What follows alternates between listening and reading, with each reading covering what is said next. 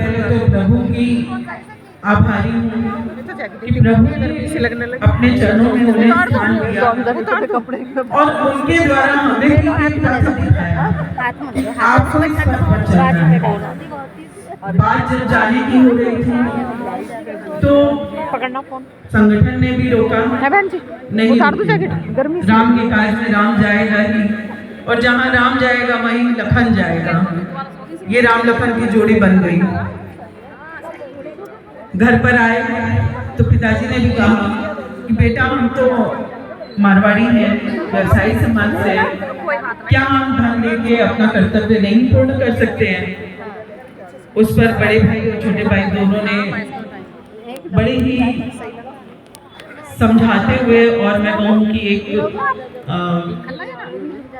अपने मन में कठोर निर्णय लेते हुए उन्होंने ये बात पिताजी से कही कि पिताजी ये हम सब की बहुत बड़ी भूल है। तन मन धन, हमें तीनों से अपने राष्ट्र, अपने धर्म और अपने समाज के लिए लगना है। देखिए, जैसे हम अपने परिवार के लिए तन मन धन तीनों से लगते हैं, वैसे ही राष्ट्र, देश, समाज, ये सब भी हमारा परिवार है, परिवार की ही कड़ी है ना। तो उन्होंने ये तन मन धन तीनों से लगने का जो संदेश दिया था, वो संदेश लेके, वो संकल्प लेके कलकत्ता से चले थे।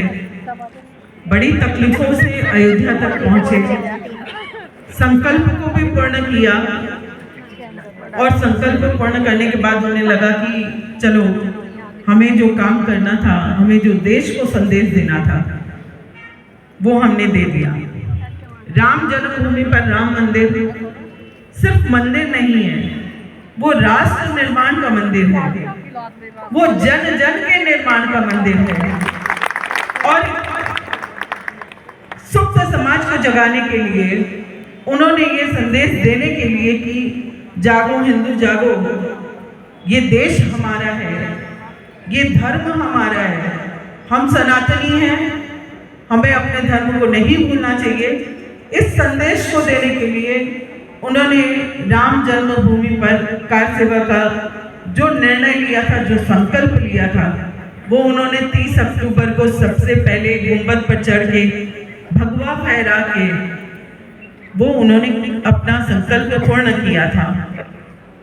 कहीं इस बात की कसर या मैं कहूँ कि खुन्नस निवर्तमान सरकार, उस समय सपा की सरकार थी, आप सभी जानते हैं, उन्हें 30 अक्टूबर को अपनी हार नहीं मंजूर हुई और इस फलस्वरूप 2 नवंबर की घटना को अंजाम दिया गया, जब घरों से निकालकर कारसेवकों को गोली मारी गई।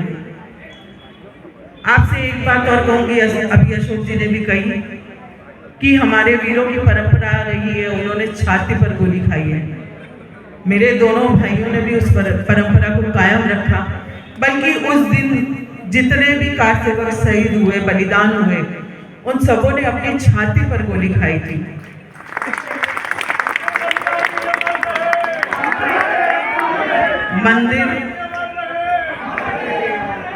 मंदिर बनाने का जो संकल्प लेकर वो चले थे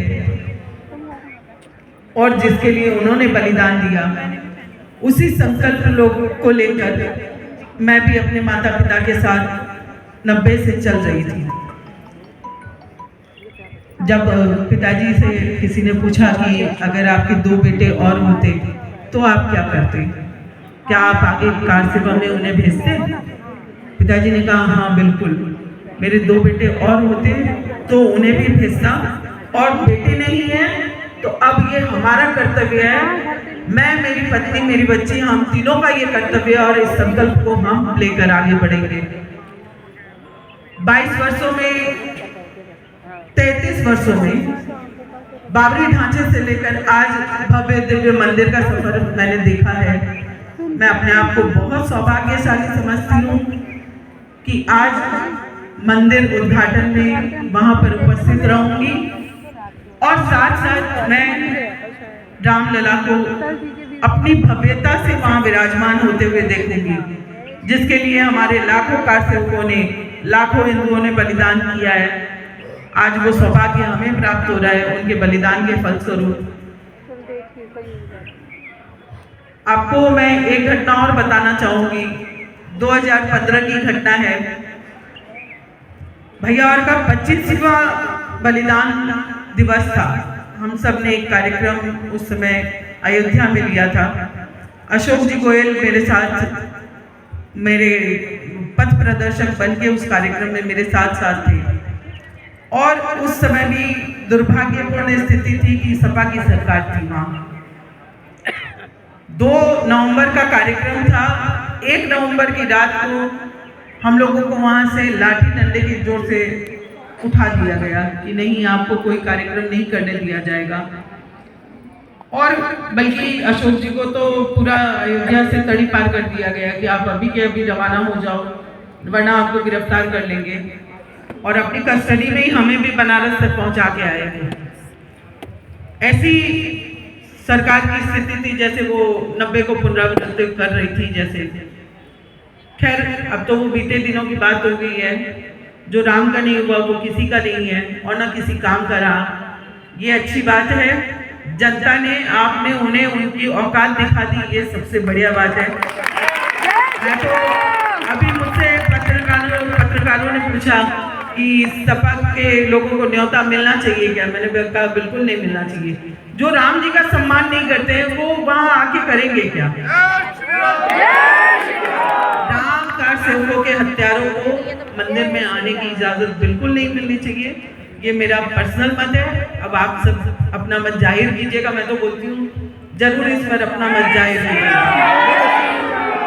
अभी मुझे ये भी पता चला कि यहाँ आए हुए 65 कार सेवक हैं जिनका सम्मान होगा।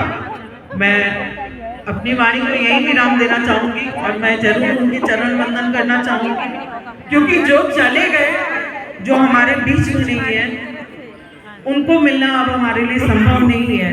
किंतु जो जिन्होंने इतनी वीरता से 90 और 92 का कार्य किया है, उनके मैं चरण वंदन करके अपने आप को धन्य करना चाहूंगी।